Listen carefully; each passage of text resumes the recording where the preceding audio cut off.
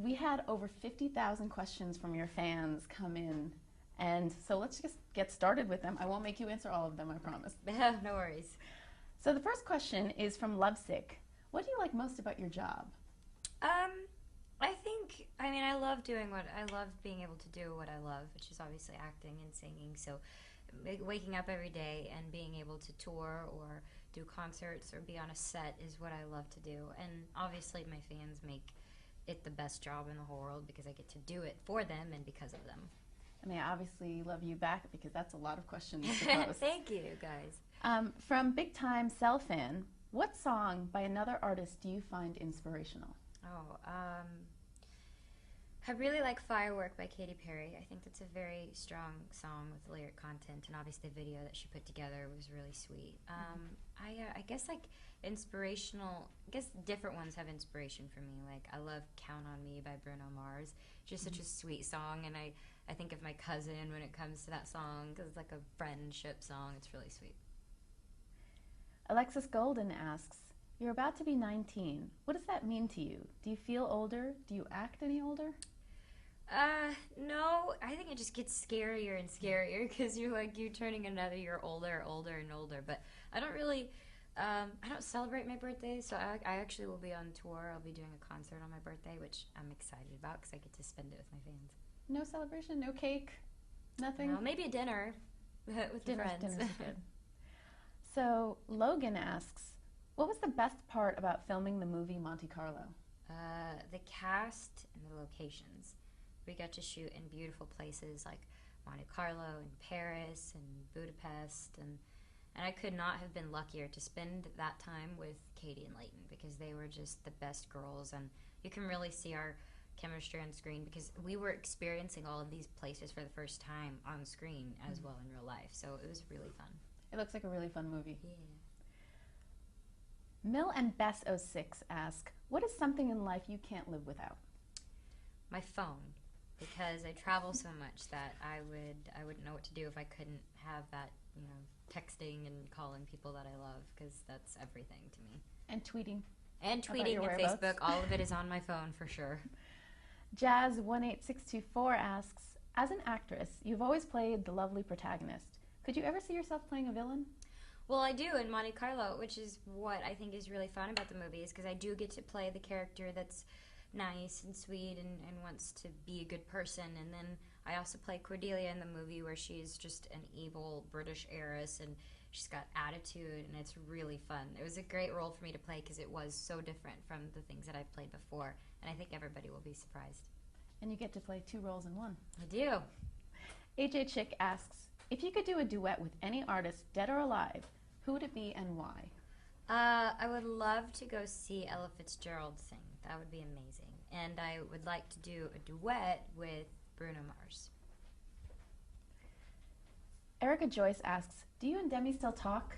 I miss y'all. Oh, yes we do. I do talk to her. I actually just talked to her yesterday. Ira asks, I love your acting. Are you planning to star in a movie after Monte Carlo? Hopefully. I mean, that would be the ultimate dream for me. I mean, I want to, after my show has ended, I would definitely want to transition into doing more film. Simply S Fans, what was your favorite part about recording your new album, When the Sun Goes Down?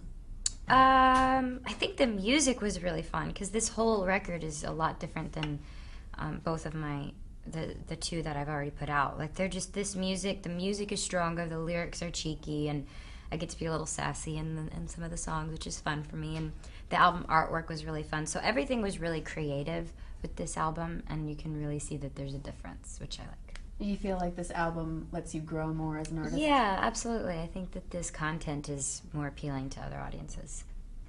Ariana Grand asks, who were your role models or inspirations growing up? To be honest, I was obsessed with Hilary Duff because of Liz McGuire, so she was like a huge influence on me growing up.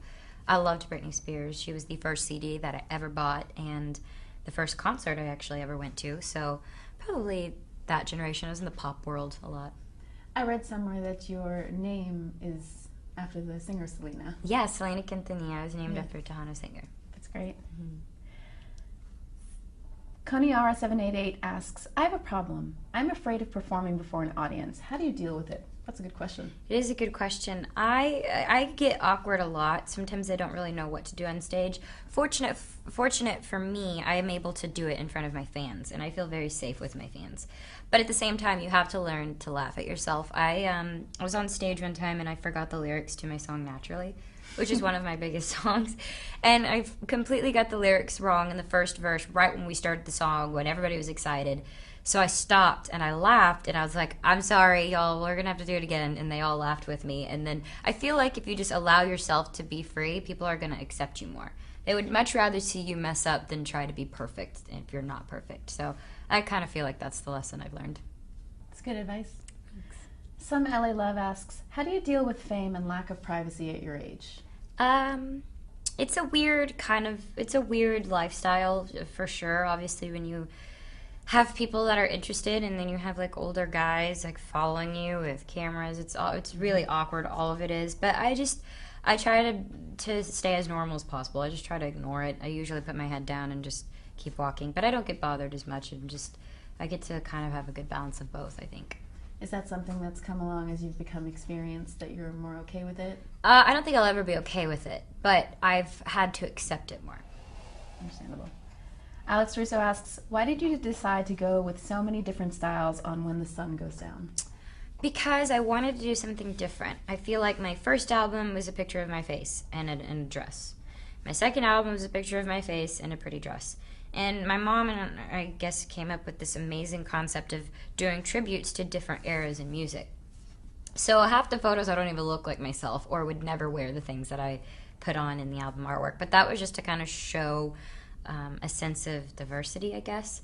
The album artwork and the cover is like in a black wig and it's like a 20s kind of vibe. And then I have a 30s vibe, a 50s, 70s, we do 80s. So we kind of do all of different kind of styles just to show the difference, I think. That's really cool. It's a cool idea. Twinkle and Co-Owners asks, would you walk on the moon given the chance? Why not? I mean, that would be amazing. I'd probably be terrified to be outside of the Earth, but it'd be fun. Yeah, I think I would too.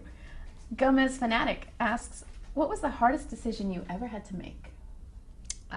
Probably leaving Texas. I was going to move to LA when I was 14 with my mom, and I was leaving everything behind. I was leaving my grandparents, my dad, my friends, everything. And it was really hard for me. And it was a weird time for me in general, but I guess I just had to do it. Thank you. Well, I'm sure that was a really hard transition to make. It was, but it was good. Do you still get to visit? Yeah, I do. I definitely visit. It got a lot easier. I still miss home a lot, but I do get to see them as much as I can. That's great. Ashley TT 101101 asks, who's the one person in your life you can tell anything to? There's probably 3 people, like 3 of my girlfriends that I could tell anything to. So one of them is my cousin back home. One is my friend Ashley, and the other would be Taylor. So I feel like those are the 3 people I can tell absolutely anything to. Do you get to see them a lot or talk to them still? I do. Actually, Ashley works with me now, so great. I'm working with one of my best friends, and my cousin flies out on tour a lot, and I try to go see Taylor a lot too. Buttercup 12379 asks, what would your life be like if you were not famous?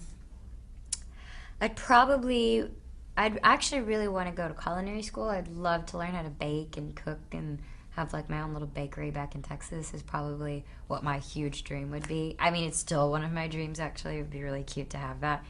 That's probably what I would do. Do you watch any of those baking shows on TV? It's bad because I can't. I want to eat everything that they... It's like the worst channel. You just want to eat the worst channel. Everything. But I guess it inspires you to cook, so that's good. K2 Andraful asks, where do you see yourself in 10 years? Oh, man. It's a big question. I hope I'm married, maybe. I hope to be happy. I hope to continue to do films, things that I'm proud of and accomplishments, but overall just to be happy. It's very wise. Thanks. Very wise. Magis3X asks, you remember that instance when your first album came out? What were your first emotions? Oh gosh, I was like, is anybody gonna buy my album? I was nervous that it was weird because I wasn't really familiar with music because I I'd always wanted to put out a record. I loved music, but I just didn't know what kind of music I wanted to do. So my first album was kind of all over the place. And I just remember thinking how unsure I was about the whole thing. I was just unsure that it was going to do well, unsure that my tours would do well, and it was a really nervous time for me. But I do remember going to the store and picking up a copy myself for the first time and seeing that all of them were sold out but two. So that was a good feeling. And obviously now this album's doing great. It's already top 5 on iTunes. Oh, thank you guys. I hope you guys like the album. album. There. I know. I hope you guys like it. I listened to it yesterday on your Facebook page. It's great. Yes, thank you. Great. Michael C. asks, can you compare what your tour will be like compared to previous tours? How big of a production is it this time?